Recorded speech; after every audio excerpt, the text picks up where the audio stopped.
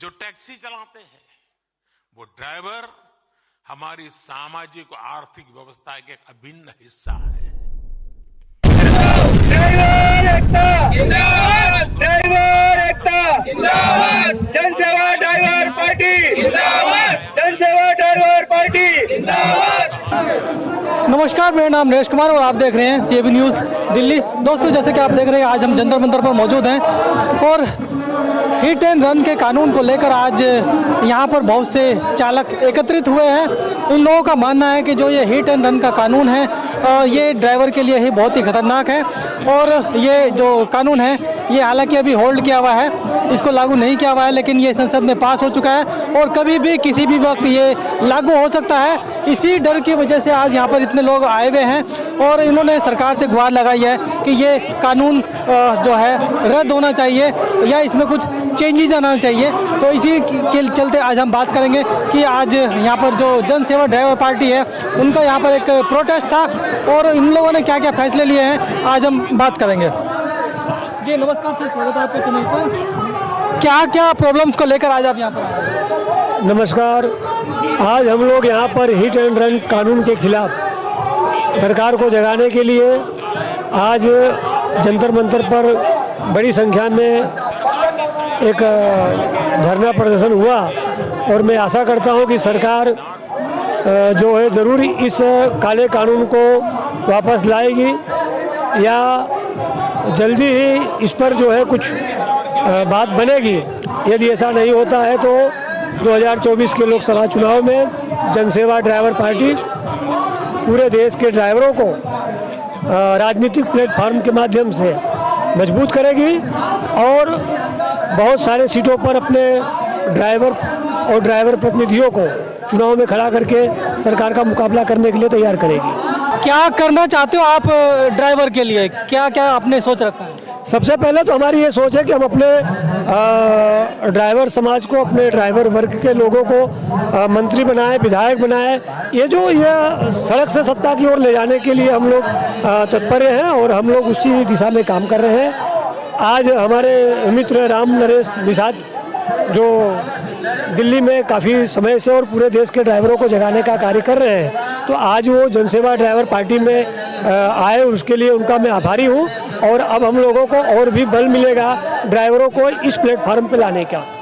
जी जी, आप राजनीति करने वाले हैं। अच्छा सर, आप अभी की जो राजनीति चल रही है, अभी जो राजनेता हैं, जैसे कि अभी सर ने बताया कि वो ड्राइवरों को MP MLA और राजनेता बनाना चाहते हैं, तो ऐसी क्या कमी है आज के राजनेताओं में कि आप दूसरा बनाना चाहते हैं?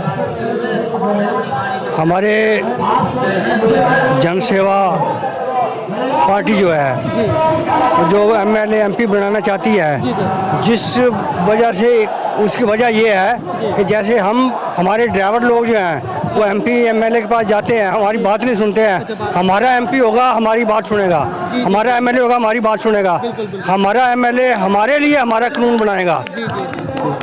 इसलिए आप ये MP MLA।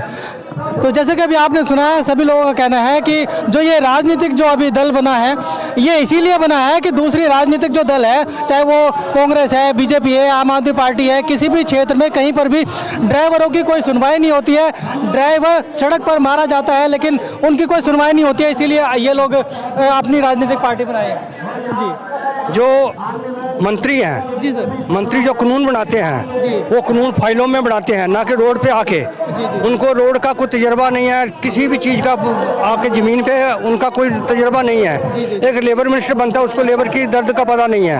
एक ट्रांसपोर्ट मिनिस्टर बनता है, उसको ट्रांसपोर्ट के जो ड्राइवरों का पता नहीं है। ऐसे कोई भी मंत्री बनना चाहिए तो वो ज़मीन से उठा हुआ, अगर लेबर मिनिस्टर बनना चाहिए तो लेबर से उठा हुआ बनना चाहिए, ट्रांसपोर्ट मिनिस्टर बनना चाहिए तो ट्रांसपोर्ट का उठा हुआ बनना चाहिए। ऐसे ही हमारे जो ड्राइवर पार्टी है, इससे कोई MLA मंत्री बनेगा तो हमारे सब दुख दर्द को जानेगा, वो हमारा दुख दर्द क्या है, इसलिए ये पार्टी बनाई है। सब संसद सत्र चल रहा है, आज भी ये चाहे तो आज बोल सकते हैं। और आज जो जनसेवा ड्राइवर पार्टी ने यहाँ पर प्रदर्शन करा है, यहाँ से 2-2.5 किलोमीटर पे संसद भवन है, क्या आवाज़ नहीं जा रही होगी? तो बोलना चाहिए उन्हें आज कि हम ड्राइवर भाइयों के साथ में, 25 करोड़ ड्राइवर भाइयों के साथ में।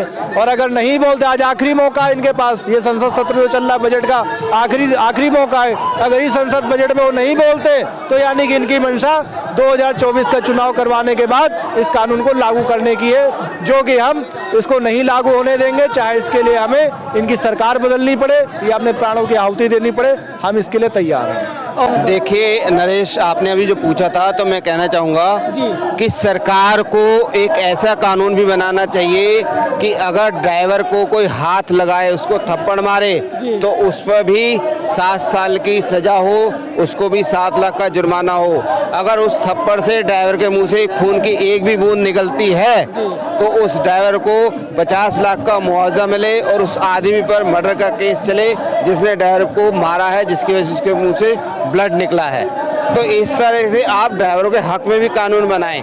ड्राइवर इतने साल से अपने लिए पेंशन की मांग करता आया है, अपने लिए ड्राइवर सुरक्षा कार्ड की मांग करता आया है, वो तो 75 सालों में हुआ नहीं। कानून आपने रातों रात बना के और ड्राइवरों पे थोप दिया।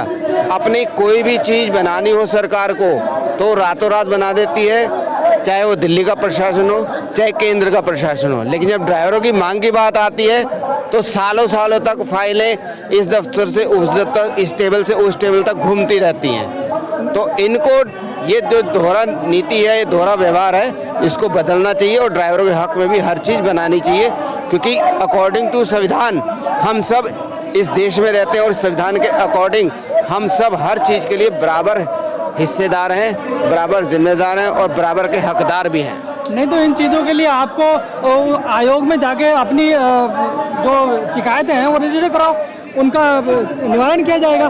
ये आयोग बना ही नहीं है आज तक, कोई ड्राइवर आयोग नहीं है, कोई परिवहन आयोग नहीं है। आप कहीं शिकायत नहीं कर पाएंगे? कहीं शिकायत करने की जगह ही नहीं है, कोई आयोग नहीं है। आपको बाल आयोग, श्रम आयोग, महिला आयोग और पता नहीं कितने तरह के आयोग मिल जाएंगे, लेकिन आज तक परिवहन आयोग नहीं बना है। हमने उसकी भी मांग की है कि परिवहन आयोग बनाया जाए, जहां पर सड़क से जुड़ा आदमी जाके अपनी कोई भी शिकायत कर पाए।